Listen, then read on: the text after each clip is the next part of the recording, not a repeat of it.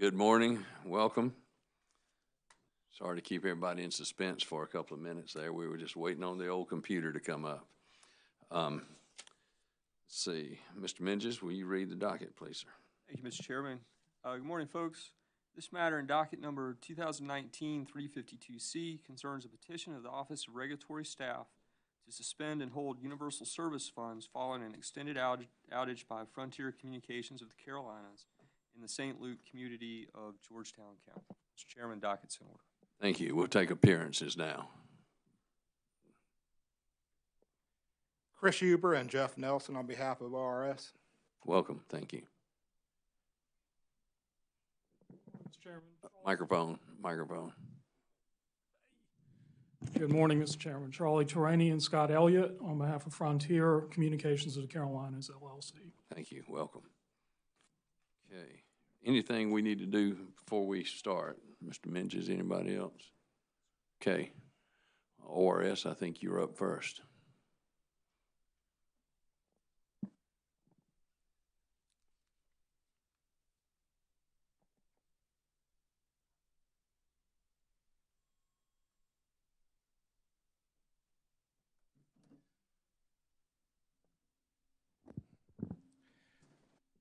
First, I'd like to thank the Commission for hearing this on an expedited basis. I know this is being heard on a quicker schedule than typical. Sorry. I appreciate the Commission hearing this on an expedited schedule. I know this is being heard quicker than normally matters are brought before the Commission. As the Commission is aware, this matter and the petition that ORS filed was precipitated by an extended outage in the St. Luke community in Georgetown County. That outage affected 21 customers of Frontier. The outage lasted approximately 24 days. The information ORS received was the outage started October 8th, and then we received a report from Frontier that the service had been restored November 2nd. I believe Frontier's first report that they received of the outage was October 10th. But regardless, talking about an outage of over 20 days. And I believe it's significant. This is an outage that was not caused by a weather-related event or some other phenomena. This looks to be equipment failure that caused an extended outage of over 20 days. The extended duration of that outage, and along with the difficulties Frontier had restoring service due to this equipment failure, raised concerns at ORS about how Frontier is utilizing USF funds that it receives from the state. As the Commission is aware, USF is supposed to be used for the programs for which it is intended, including providing basic local telephone service to communities like St. Luke. And in fact, in 2019, Frontier is the largest scheduled recipient of USF funds in South Carolina. They're scheduled to receive just over $6,600,000 in USF support. The disbursement they were scheduled to receive in November was a little over $553,000. On November 8th, ORS filed the petition that's currently before the Commission to suspend and hold the USF disbursements pending completion of an audit into how the USF funds are being utilized and whether they're being utilized appropriately. That same day, ORS also served our first information request to Frontier, so we've already started the process of auditing how USF is being utilized, and also looking into the St. Luke outage and the circumstances surrounding that, why it was so difficult to restore service. The responses to those requests were due yesterday, and we did receive responses shortly after 5 o'clock yesterday. ORS has not had an opportunity to review those, to evaluate them, to determine to what extent they address the concerns about use of USF. And of course, last week, the Commission at its meeting authorized ORS to hold November's disbursement for pending oral argument, which was scheduled for today. And ORS has complied with that order and is holding November's disbursement. And we are requesting that we be authorized to continue holding USF disbursements until completion of that audit to determine whether the funds are being used in an appropriate manner. The funds that Frontiers received from USF are significant. I believe it's important to look into the question of whether these are in fact being used in South Carolina to provide the programs that the funds are intended to support.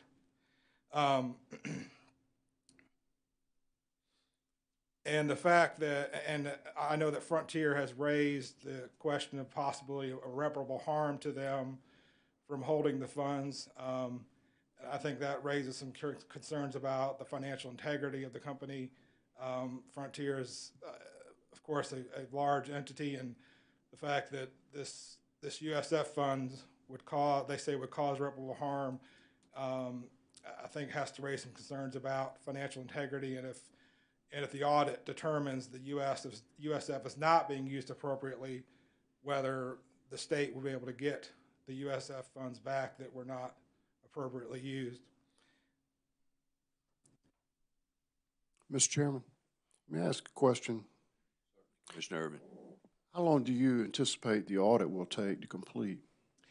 It's difficult to say because we just received the information after 5 o'clock yesterday. This was their initial responses to our information request.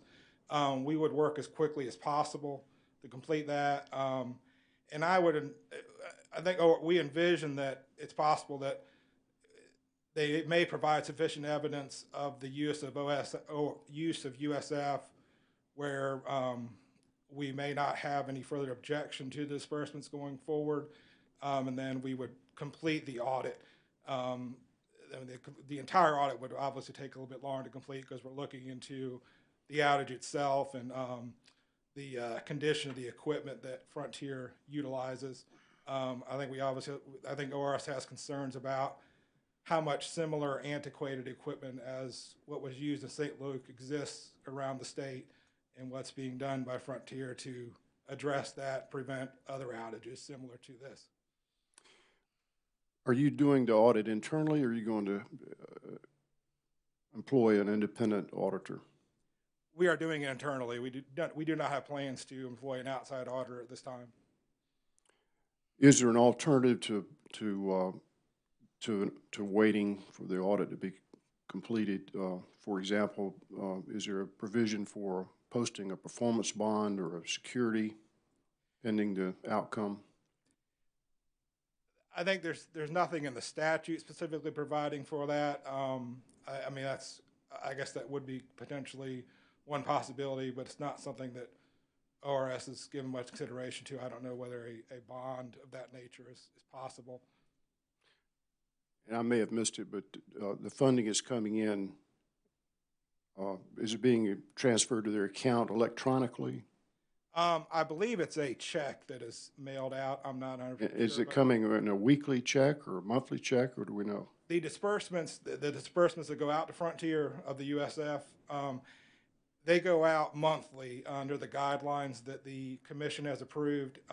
It's determined on a yearly basis, but then they receive monthly disbursements normally. The statute does not actually specify a time frame for dispersing the funds, but the guidelines that are in place do provide that the funds are dispersed on a monthly basis based on a yearly allocation. Thank you. Commissioner Belzer, you've got your light on. Good morning, Mr. Huber. Thank you. Is there a statutory basis for what ORS is asking? I think as the administrator of the fund, I think ORS has a basis for seeking this type of relief. I'll admit it's unusual. I don't think this type of request has been made before, but the commission, the rules do provide in some situations where a commission has authority to grant things in nature of injunctive relief. Usually it's in the nature of service being connected on an inadequate basis. What are you referencing? It's Reg 103.859 of the Commission's Practice and Procedures. It's regarding improper plans to connect service to a customer. Isn't that where, isn't that regulation, doesn't that regulation provide that it's where a utility is about to violate the rules and regulations in disconnecting service? Yes, and I agree that it's not exactly all on point to this situation. But part of what Frontier agrees to in receiving USF support is that they will use the funds for the appropriate programs. So if the funds are not being used for the appropriate programs, then ORS's position is then there's no entitlement to those funds. Okay. So there's no statutory basis, basically. You'd agree with that? Yes, Commissioner. Okay. Is there anything in the guidelines that authorizes specifically what ORS is requesting? No, nothing specifically. Anything in a prior PSC order? Not that I'm aware of.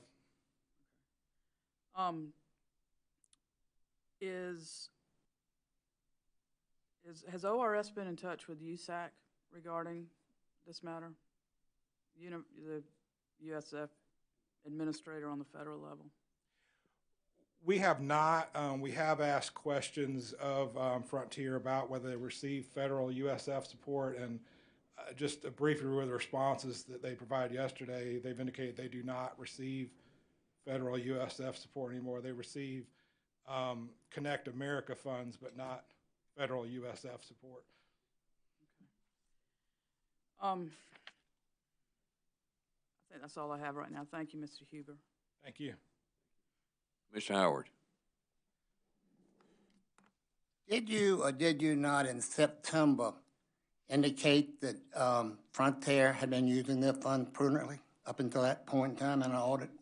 Not an audit, but in a report.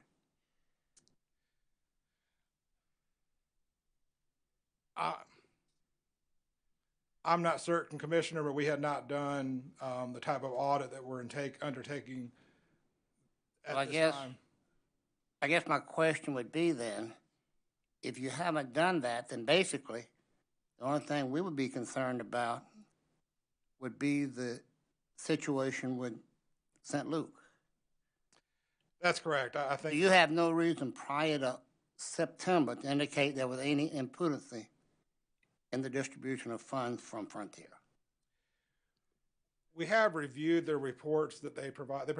Frontier provides quarterly reports to ORS about whether they've met certain standards that are set in the regulations. One thing that I will note is that one of those standards is that out-of-service calls are supposed to be addressed within 24 hours, and the standard is 85% of out-of-service calls. And based on the third quarter report we got from Frontier, Frontier had not met that 85% threshold in 2019 up until that quarterly report. And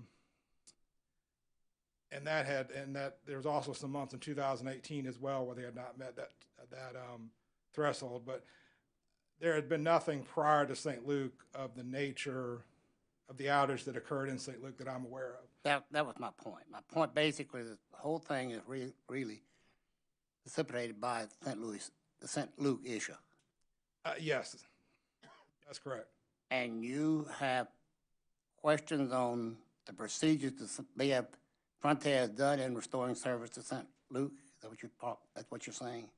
Well, that is part of the audit, is the length of time it took to restore service. It took over 20 days to address this equipment problem and restore service. That's one part of the audit. And the other piece is the use of the USF funds they've been receiving in general, and whether those funds are being utilized within South Carolina appropriately. Since September, though. As far as our request, I think we've asked for information about their use of USF going back to the beginning of 2018, just so we can get a sufficient time frame of how USF is being utilized. Okay, thank you. Commissioners, any other question? Commissioner Whitfield. Thank you, Mr. Chairman. Commissioner Irvin asked you a little bit ago about the length of this audit, and I realize it's a lot of information you would have to go through, ORS would have to go through, but he and I both kind of seem a little vague still as to how long you think that audit might take.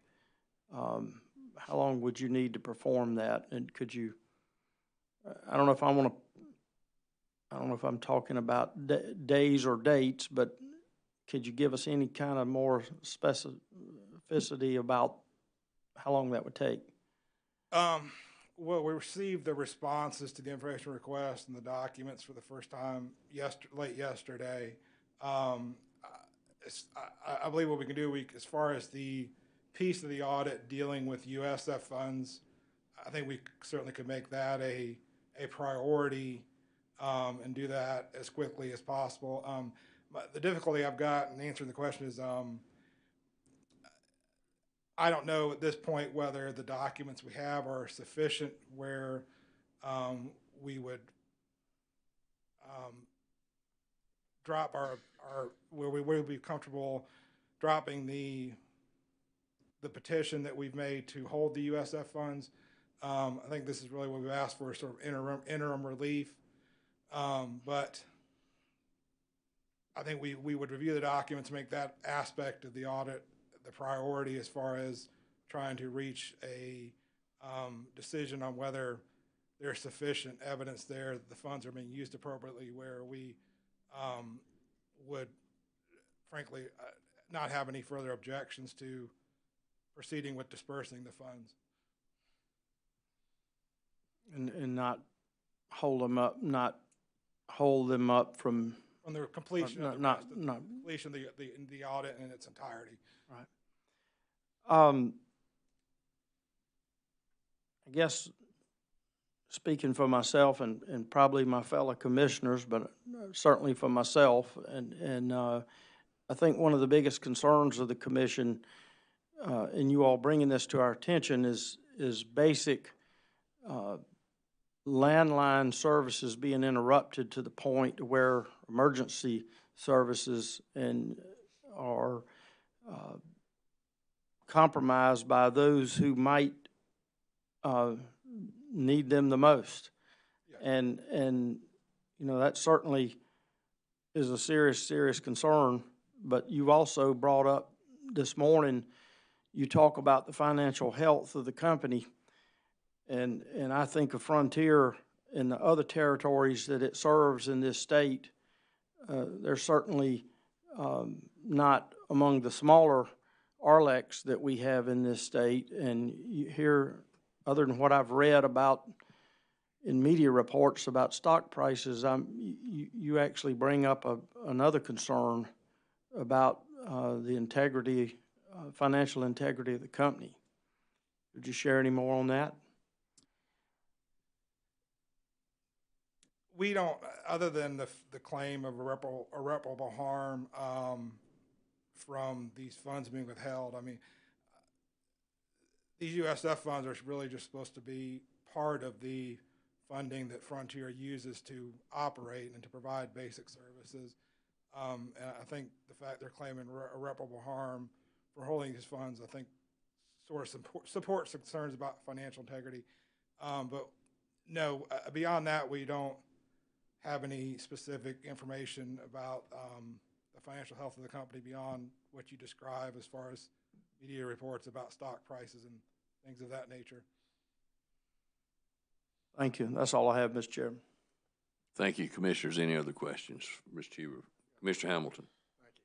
Thank you. Mr. Huber, what arose to the situation that the severity of withholding the funds?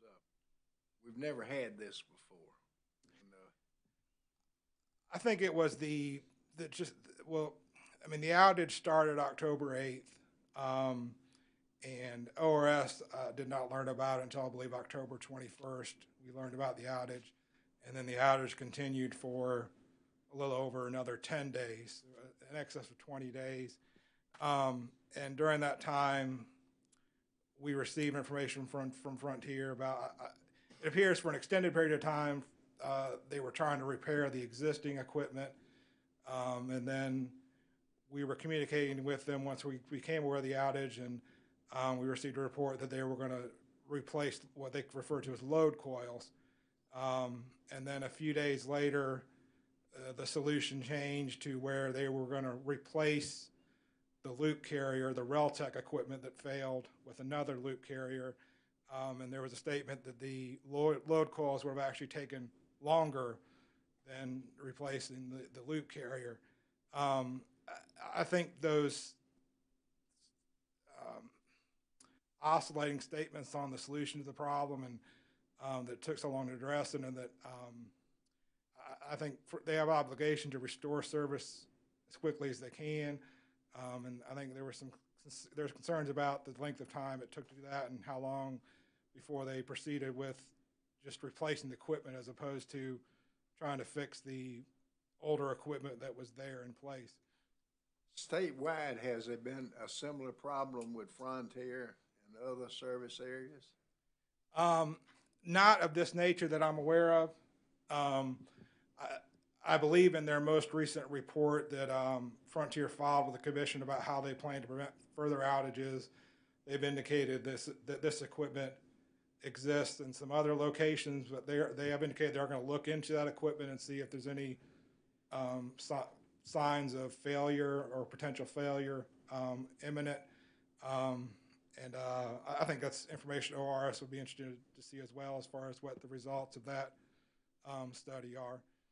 What level of cooperation have you had with Frontier during this situation? Frontier, once we became the situation and we contacted Frontier to find out more about what was going on, again, that was around October 21st, their government relations department has been responsive.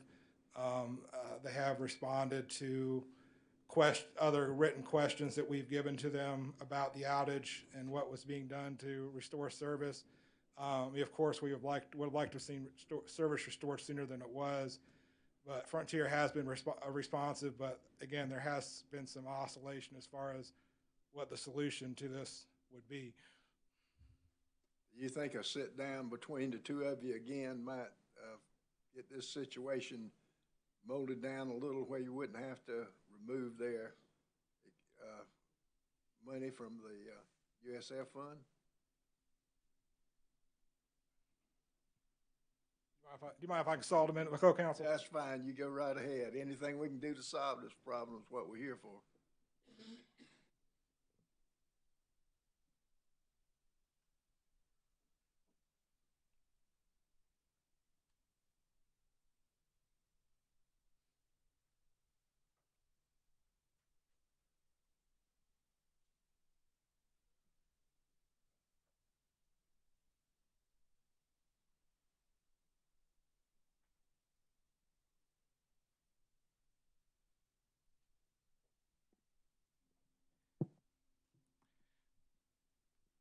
We would be glad to sit down with Frontier and discuss it.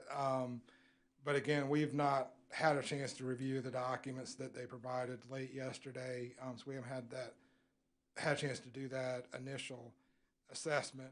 And frankly, our other concern supporting the petition, and you had asked about, there was a question about whether there had been other problems. The reports that we've received from Frontier have indicated that the time to repair outages has been increasing over time. And I think OR's other concern was it did not appear there was a sufficient plan in place to address this outage. Otherwise, I'm referring to the St. Luke outage. Otherwise, if there had been a sufficient plan in place, it would seem that the outage would have been resolved much more quickly. Thank you, sir, very much. Thank you, Commissioner. Mr. Chairman. Thank you, Commissioner Hamilton. Commissioner Belser. Mr. Huber, following up on that last statement, regarding Frontier's plan to address this outage, that it didn't seem like they had sufficient plan in place to address an outage like this. Does that go to the heart of withholding USF funds if there's a procedure or not a good enough plan to restore the outage? Does that warrant? And believe me, to me, this community is the type of community that USF funds is supposed to help. Right. They're in the middle of nowhere, basically. It's a small pocket of folks, and to me, that's what USF should be trying to help. But if there is a problem with their response and their procedures, is that sufficient to warrant yanking USF funds like this? Well, I think USF, part of what USF goes to support would be having adequate resources in place and a plan in place to deal with an outage such as this in a community like St. Luke. And I think the fact that the lack of a plan, I think some evidence of funding perhaps not going toward those types of programs. And again, it may be the funding's used for other purposes other than that. But I think it does go toward that issue. Okay. Thank you, Mr. Huber. Appreciate your responses. Thank you, Commissioners. Anything else for Mr. Huber? Okay, Mr. Huber, anything else? No, thank you. Thank you. Thank you, sir. Okay, Frontier. Mr. Trainee.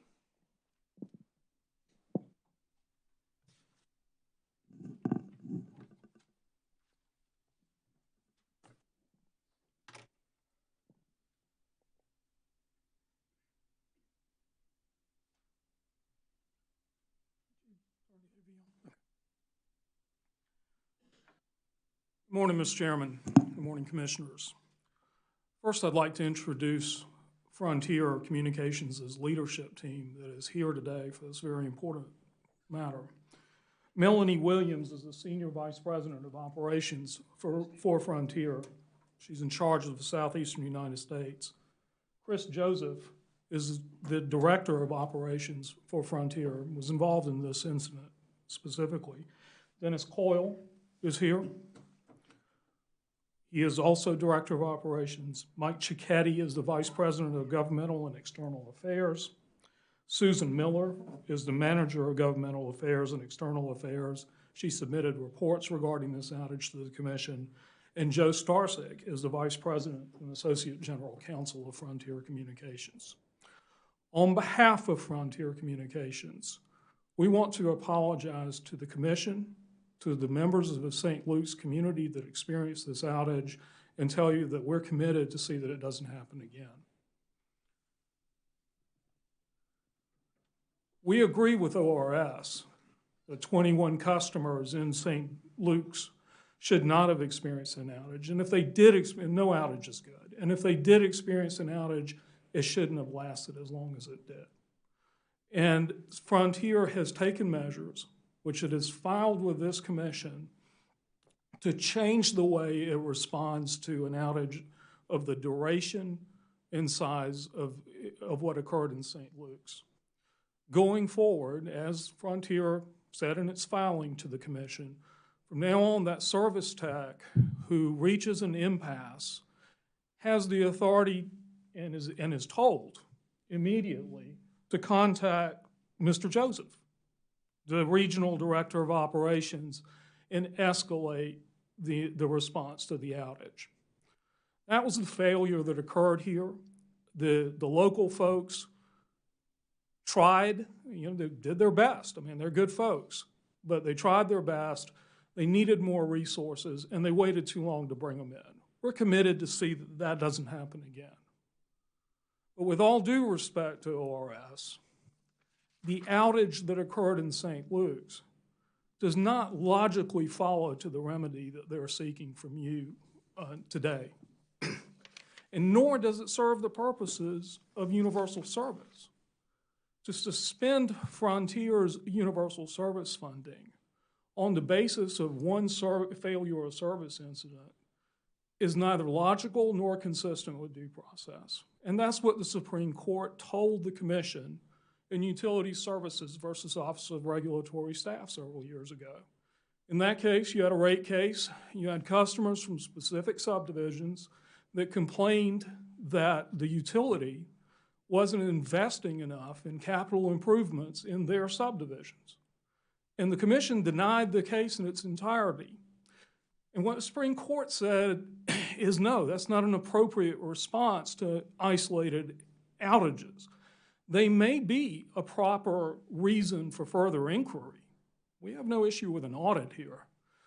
But they do not justify granting wholesale relief on the entire system, which is exactly what ORS is asking you to do here. You had a single lapse in service, a severe one, we admit, and they want to suspend the entire statewide USF funding for Frontier Communications. That's not a reasonable response, and it's not consistent with due process. And it's furthermore not consistent with due process because Frontier is entitled to a meaningful opportunity to respond to the allegations that have been brought against it. Now, Commissioner Irvin, you mentioned temporary injunctions the other day. This is probably the first request I've seen for a temporary injunction in which the movement offered no sworn testimony. None. The only sworn testimony in this docket is Frontier's. We offered an affidavit. We offered an annual report that detailed the company's spending. It's verified. The presumption of reasonableness has got to be in favor of Frontier. It's the only evidence there is in the record. They're spending this USF money. Where's it going to go? They're losing $3 million a year on their regulated operations in South Carolina. I hardly think they're taking the money and taking it to Connecticut because there's no money to take. So the evidence before the commission is Frontier spending money consistent with USF, and we'll get to that in a minute. But also, what Utility Services told you is when evidence of misspending or allegations of misspending are brought before this commission, the utility is entitled to a meaningful opportunity to respond. And they cited to your own regulations is what constitutes a meaningful opportunity to respond. A meaningful opportunity to respond, according to these regulations, include offering testimony, pre-file testimony, and holding a hearing. That regulation is cited by the Supreme Court. Furthermore, we have no hearing here, right? Instead, what Frontier is asking, what ORS is asking you to do is grant relief, let them have an audit, and then maybe hold a hearing later. When in fact, Commissioner Belser, there is a statutory remedy for a failure to provide adequate service. It is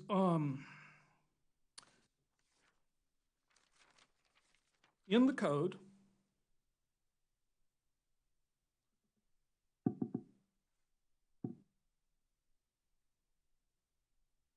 Title 58, 9710, which says whenever the commission, after hearing, finds that the service of any telephone utility is not reasonably adequate and efficient, the commission shall make findings and issue an order requiring such telephone to provide reasonable and adequate and efficient service. That's after a hearing.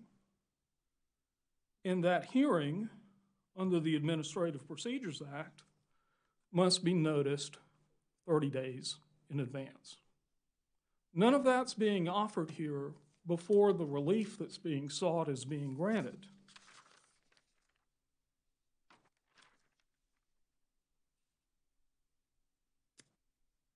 To go to the issue of, let's talk about the audit for a minute. First of all, ORS says, well, we want to audit. But they don't really tell you what they want to audit for. They say, well, we want to audit to make sure the funding is being used for the purposes for which it is intended. And that language is lifted from the USF statute in a provision that says a recipient of USF funding has to maintain records to show that it is spending money for the purposes intended. Now, USF has a couple of purposes in its statute. It has lifeline support, and it has cost reduction support for maintaining basic telephone line service. So in absence of anything else, the records that show the funding's being spent for the purposes intended are nothing more than records that show the company is spending money for the provision of services. We have them here. And we've provided them to ORS. And yeah, I hear some shade being thrown at us that, yeah, we provided them late yesterday. Well, those responses were to an audit information request that was submitted to Frontier the Friday before the Thanksgiving week. Voluminous. And Frontier responded to 90% of it yesterday at 5:15. It was a Herculean effort by these people over the holidays to respond to this request. So this idea that Frontier, in providing information, it just doesn't, that doesn't add up. I didn't take ORS's argument that Frontier had not provided information, that ORS just hadn't had time. So I don't know about my fellow commissioners, but I don't think that the idea that Frontier didn't respond or is even before us. I mean, it's just, I'm glad about that, Commissioner Belser, because I guess maybe I'm a little too sensitive to it, having spent the better part of Thanksgiving working on these responses. I understand. But I didn't take that argument that way, so, and I can't speak for anyone else, but really all I'm saying is there's no evidence in this record that Frontier is not spending this money. And what we don't really know is what are they auditing for? They say, well, we want to know that they're using the money for the programs that it's intended. Well, look, I look to the statute. The statute says the money has to be used by a carrier of last resort. Check. They're a carrier of last resort. They have to reduce their rates. They've done that. There's been no argument they haven't done that. 58-9-280E.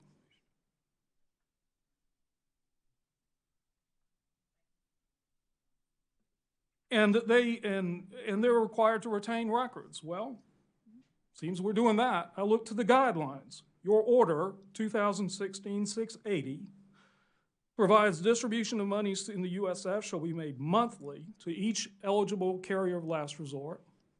Doesn't say may, it says shall. The carriers will abide to reporting requirements. It doesn't say anything else about how to spend the money. Now, if they want to know that we're spending the money to provide basic adequate service, there's no argument there.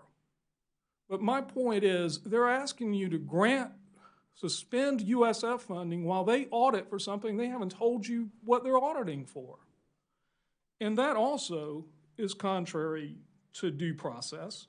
That also was addressed in utility services where the court said, look, if you're going to inquire about things such as the fairness of rates in utility services or the adequacy of the spending in this case, you need to do it by objective and verifiable criteria.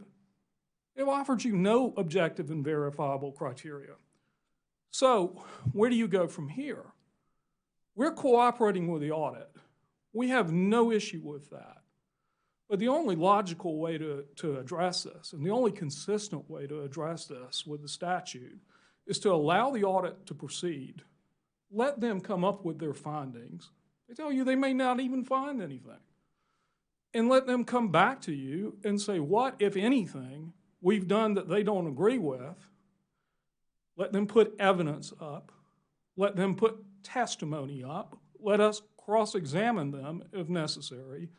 And then argue about whether or not the standards they're seeking to apply are actually consistent with the law and the guidelines.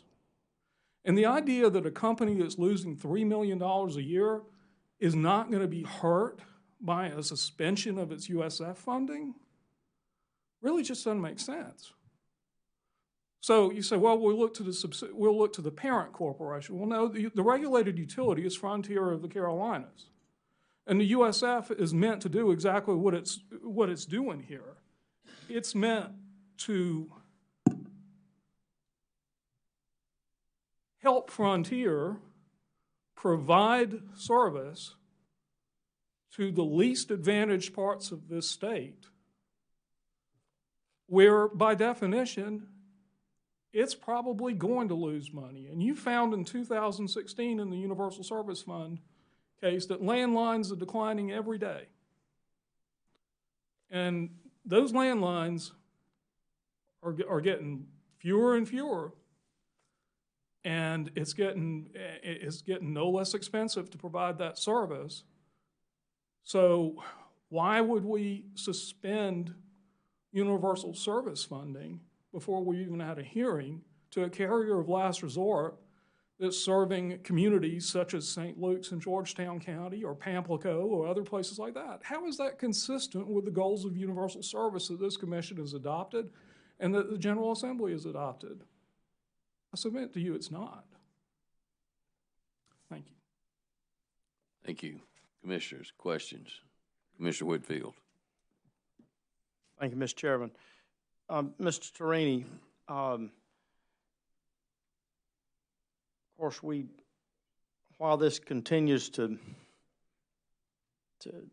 be debated between your client and ORS about the appropriation of USF funds, I want to ask you a question, and you introduced all the staff members who are here and issued an apology.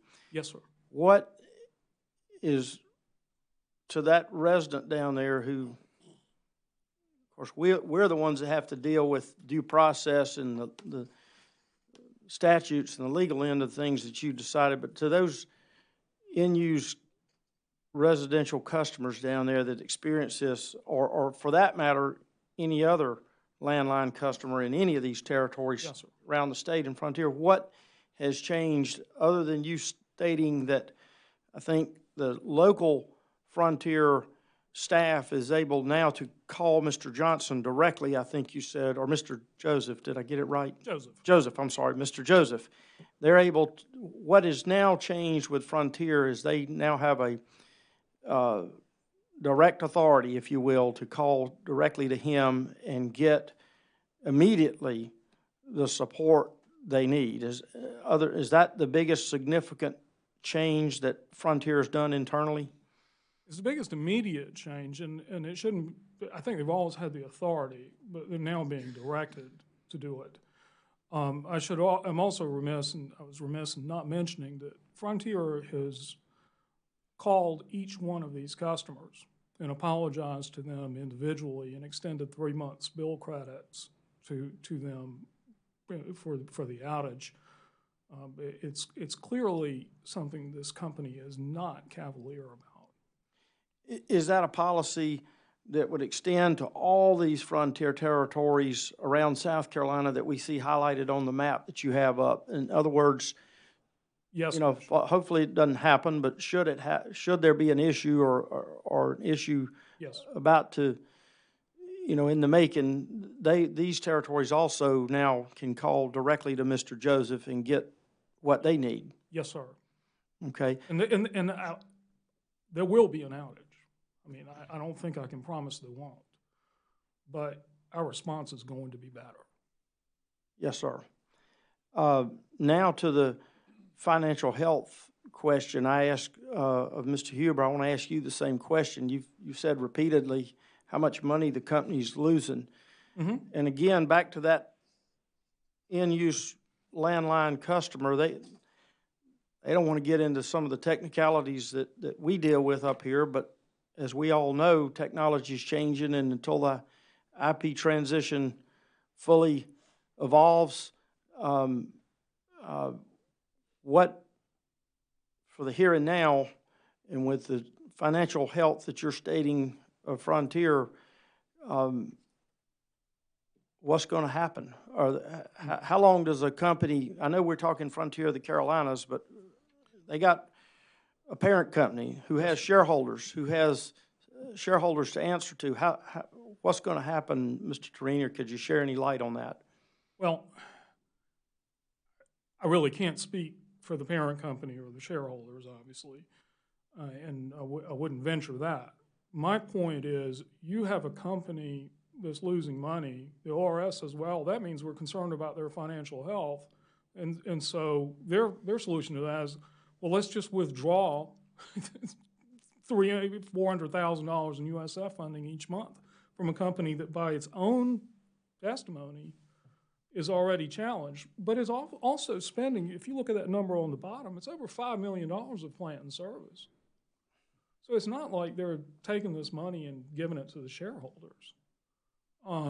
That's a testimony. Ms. Miller, in 2018, told the Public Utilities Review Committee, or Frontier did, in a report from ORS on the Universal Service Fund, this is what ORS submitted to PERC, that the tariff rates for basic service cover less than half of the associated service costs of Frontier. How are we helping anyone by taking that money away? I certainly hear your point, Mr. Torini, and certainly, as you well know, this commission, with all the complexities in the telecom arena, as you well know, we have a very limited role and jurisdiction in regulating telecom, and the area, the concern we're here about today is what we do still directly regulate, which is basic landline service, and I certainly, it remains a concern of this commission, and we certainly I appreciate your answers to my questions. Thank you, Mr. Chairman. And if I may, Commissioner, a way forward, because we share your concerns, would be to allow this audit to proceed. Put a time limit on it. Don't come back to you in 30, 60 days. Don't suspend the funding. And then, if there's a problem, we can deal with it. We can deal with it in a hearing, with evidence, with testimony, and you can make an informed decision about this. Well, thank you for your response. Thank you. Commissioner Urban. Thank you, Mr. Chairman.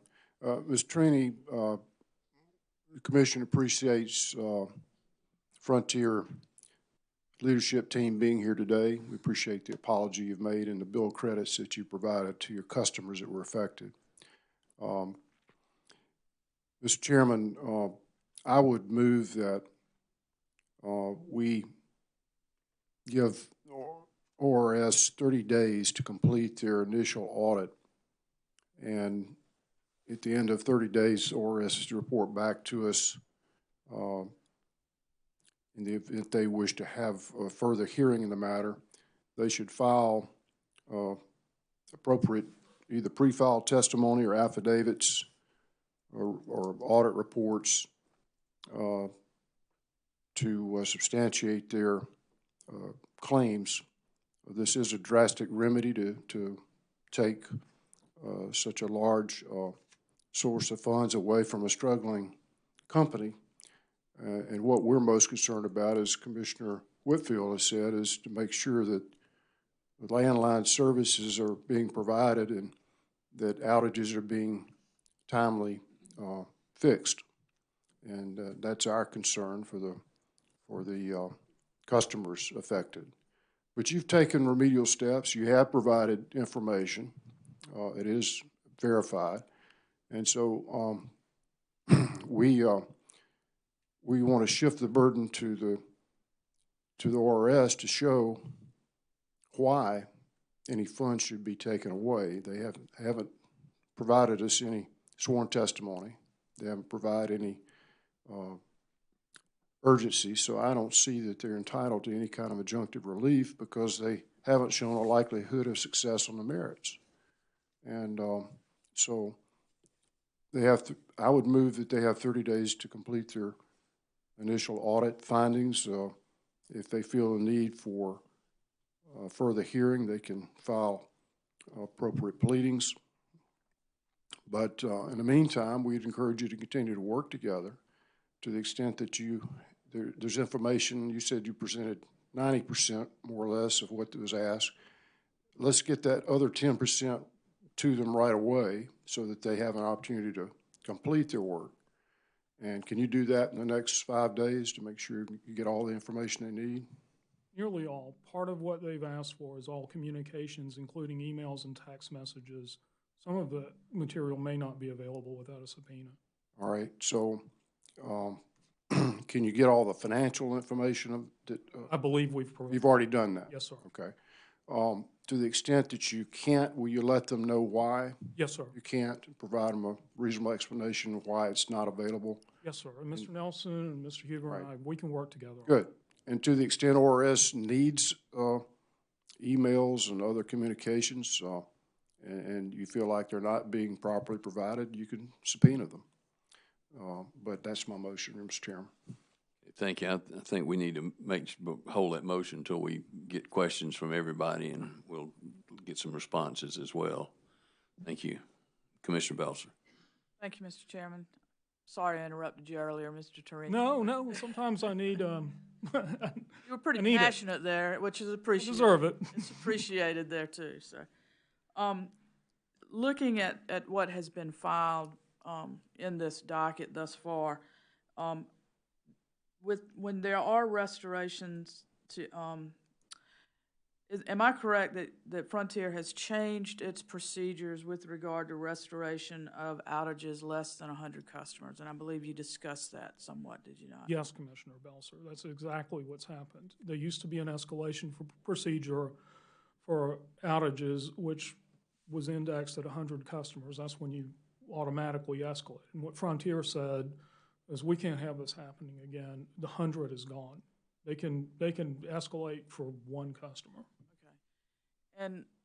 And that's a huge concern, because just from looking at the pleadings and having discussed this, I reckon last week when we set this for oral argument, to me, these are the customers that are intended to benefit from USF.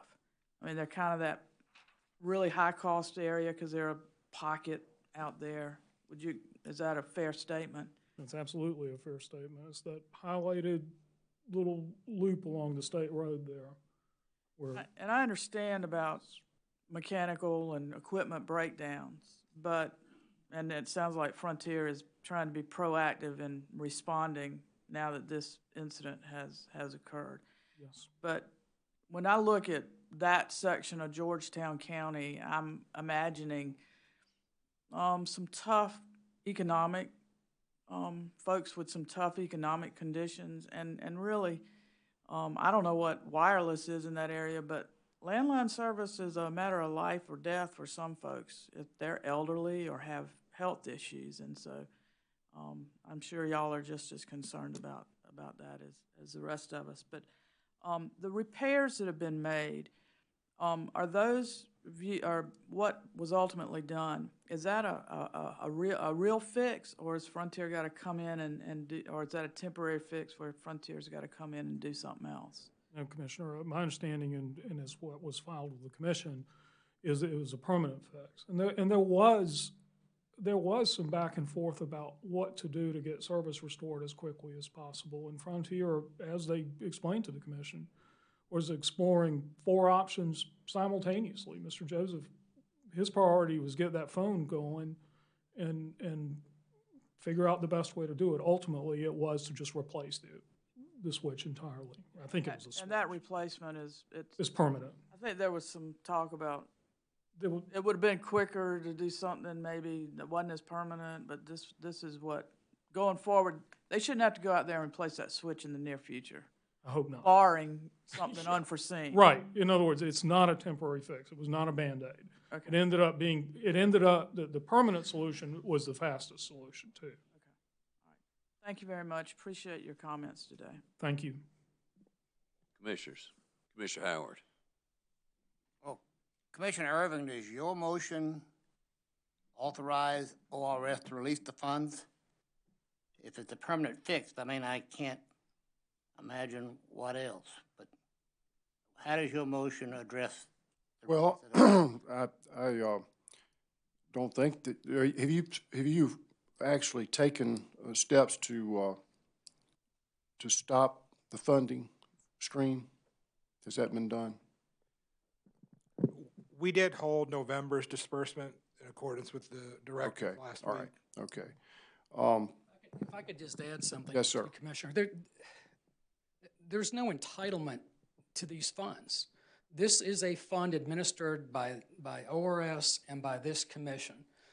And it's not an injunction asking to prevent them or ordering them to do anything. It's us asking to not make a monthly payment to them. We are required under the current calculations to make an annual payment.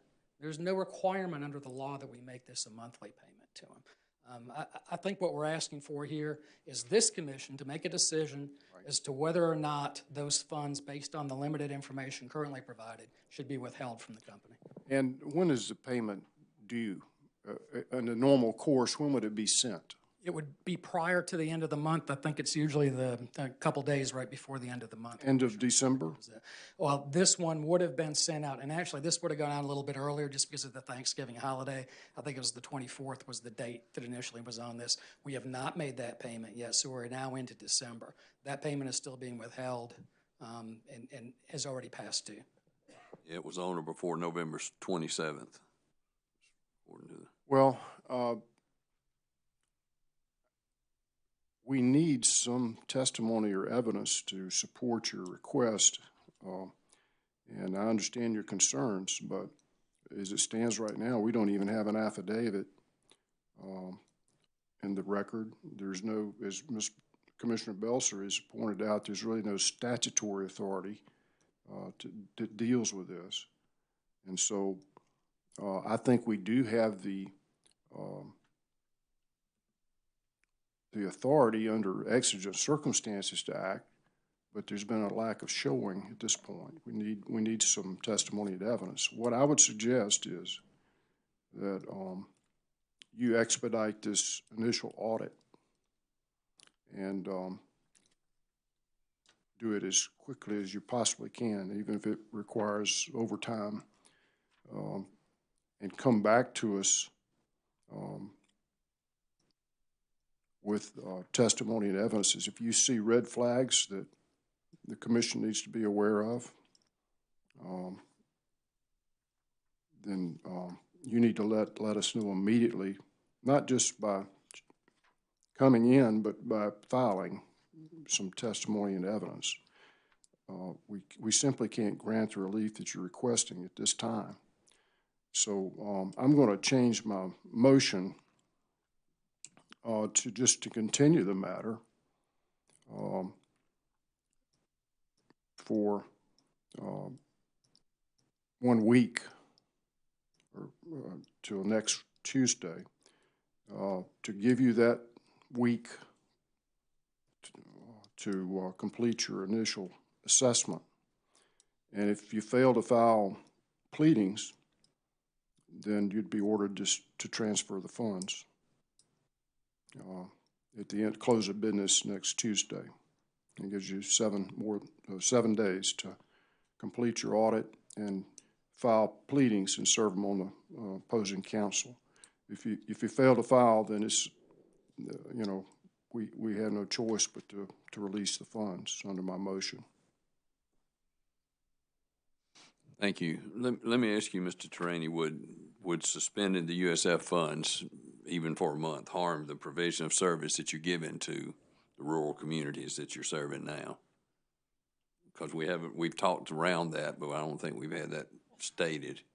I'm not going to suggest that Frontier is going to quit providing service to these communities, but I do think that if the commission establishes this precedent of suspending universal service funding, you're going to have carriers of last resort reevaluating whether or not they make that election. I'll remind you, AT&T abandoned carrier of last resort status, decided it was just not worth it.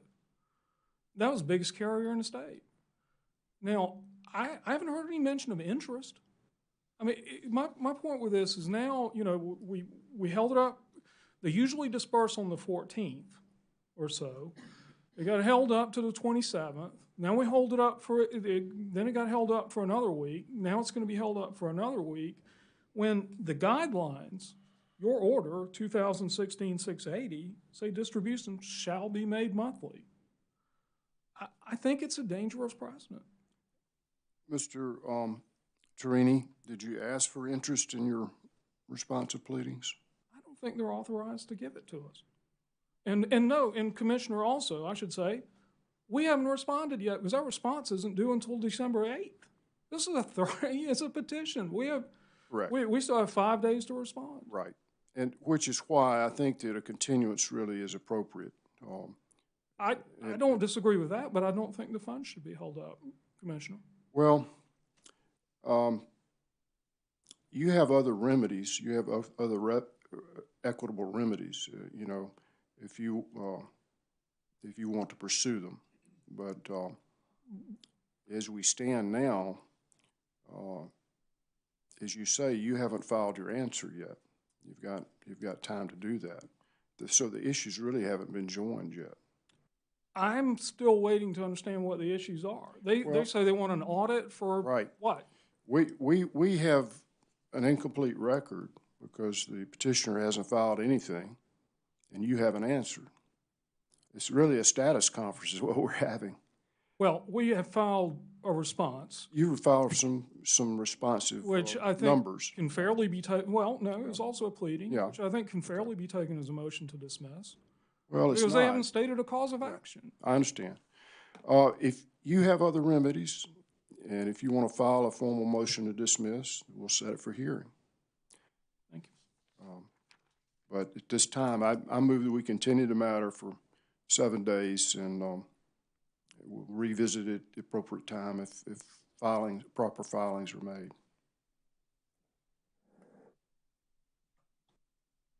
Commissioners, anything else before we get into that motion? Mr. Chairman. Yes, sir. I would wonder if Commissioner Irvin would consider the fact of releasing the funds until the continuation time is over and we can look at the real facts and make a decision at that time. Commissioner Irvin, would you consider that? I'll certainly consider it. Does ORS wish to be heard on the amended motion? Just getting to ORS. Ultimately, it is this commission's decision whether or not to release these USF funds. We administer the fund, but it's your orders as far as whether or not we should release those funds or not. We do intend to finish the initial phase of the audit to determine whether or not we believe that the $6 million a year is being sent in South Carolina. I don't think that that is going to take an inordinate amount of time to be able to do that. Some of the more detailed information obviously is going to take a little more time. This is not the kind of thing that we have done. This is kind of a case of first impression. We have not done this before. And we don't really know how long it is going to take to do this. I can tell you this probably is not the last time that we're going to do this. I think oversight of who and how these USF funds are being expended is important.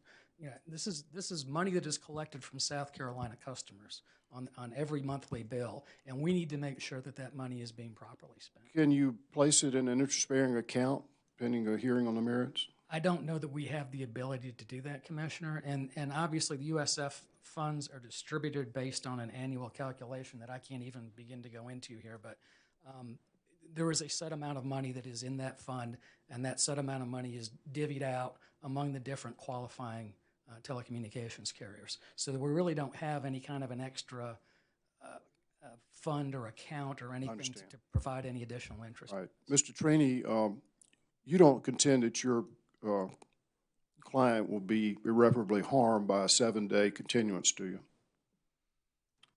No. I move that we continue the matter for 7 days. Okay, we still have some more commissioners wanting questions, and we've got that motion. So, Commissioner Belser, I think you had your light on first, and then Commissioner Whitfield.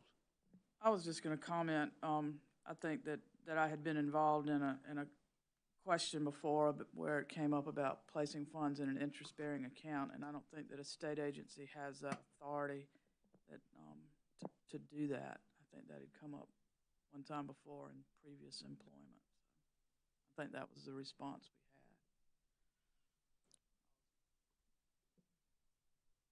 we had. Thank you. Commissioner Whitfield.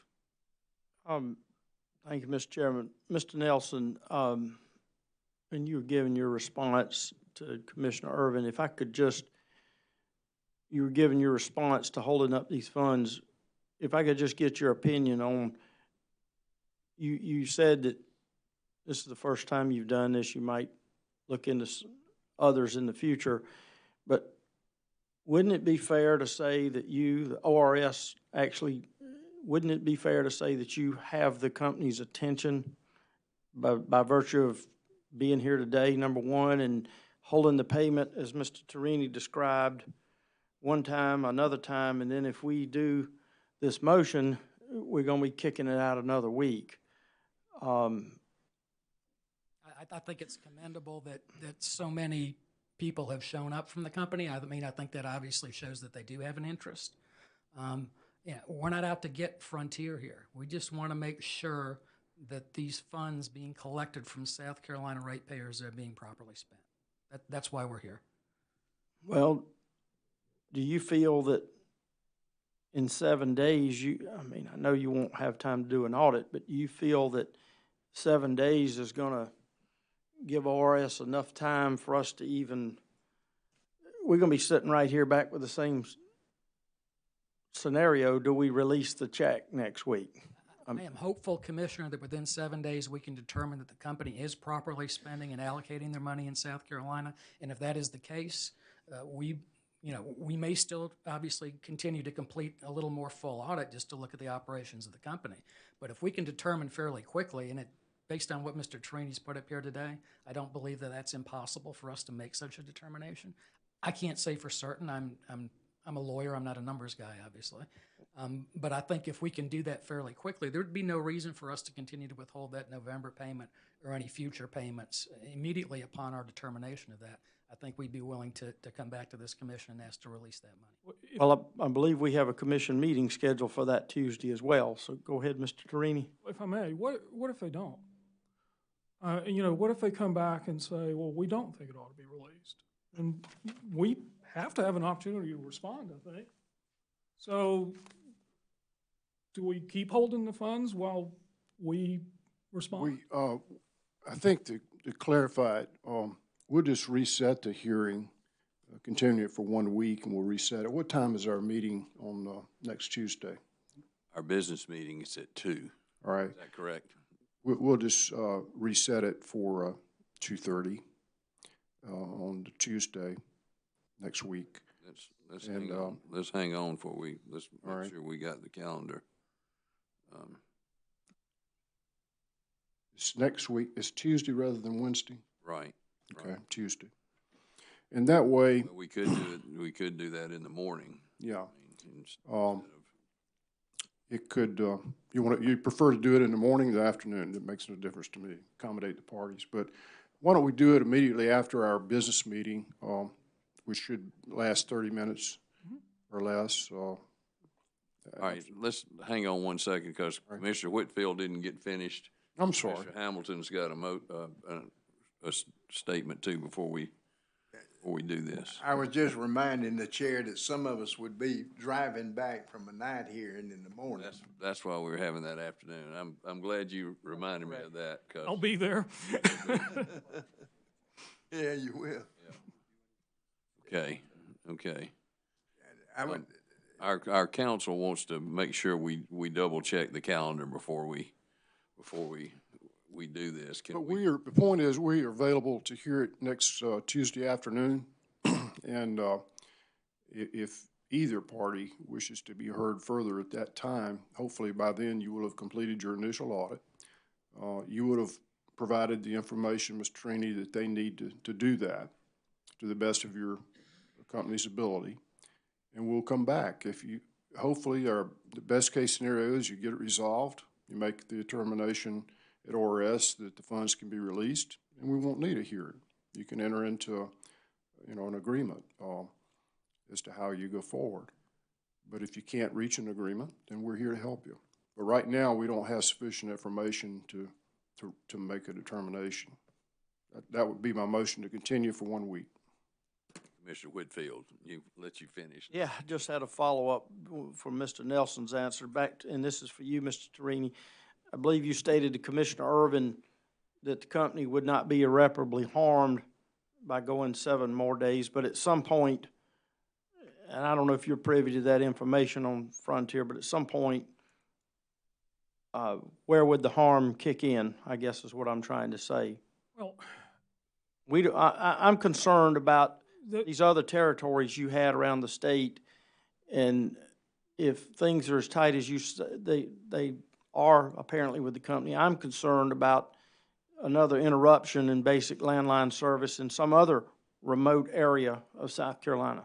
this company, as long as it is a carrier of last, maintains its election to be a carrier of last resort, which is what you do if you want universal service funding, as long as it maintains that election, is going to provide service. I am not going to tell this commission that we will cease providing service if this matter is continued for 7 days. I don't think the company would want me to do it.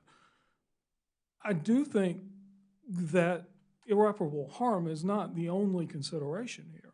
And as Commissioner Irvin noted, they haven't shown a likelihood of success on the merits. And beyond that, I think precedent is important. This is unprecedented, as Mr. Nelson is. I'm still not clear what we're auditing for. I heard on the radio yesterday that the problem was we had copper lines instead of fiber optic. Well, you can have a whole lot of hearings if that's the case, because I guarantee you there are other carriers out here with copper lines. Are we going to suspend their USF funding while we do an audit?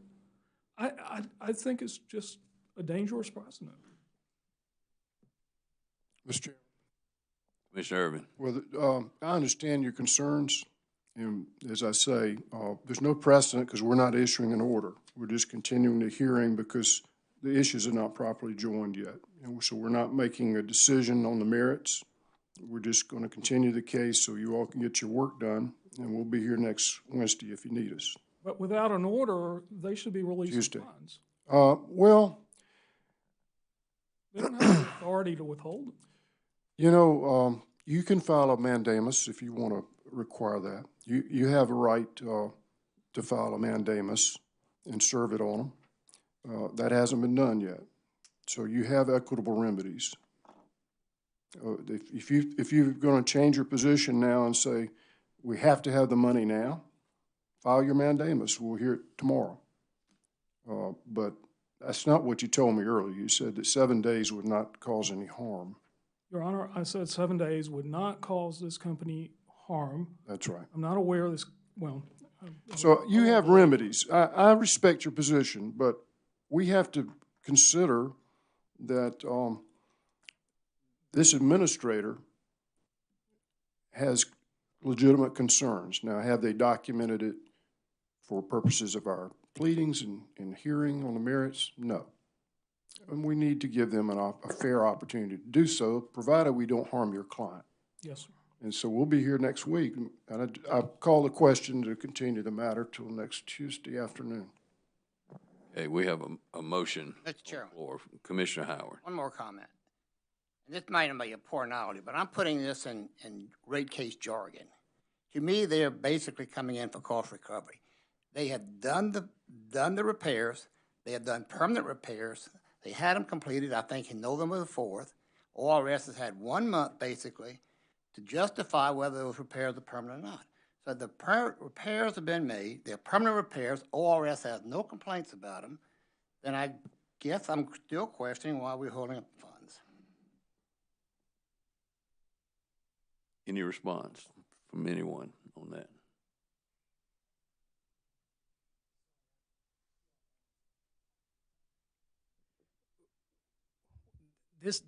This issue is not whether or not the repairs have been done.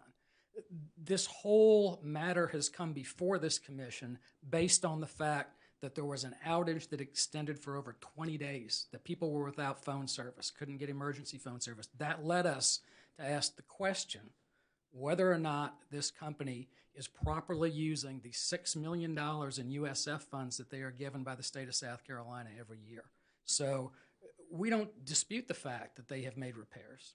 We agree that those repairs are fairly permanent. I think what they put in is a digital switch now to that area, which is much more modern technology than they had there previously. So we don't, and I'm not sure where the copper line versus fiber optic comes from. I agree with Mr. Torini. Obviously, there's a lot of places that still have copper line in South Carolina.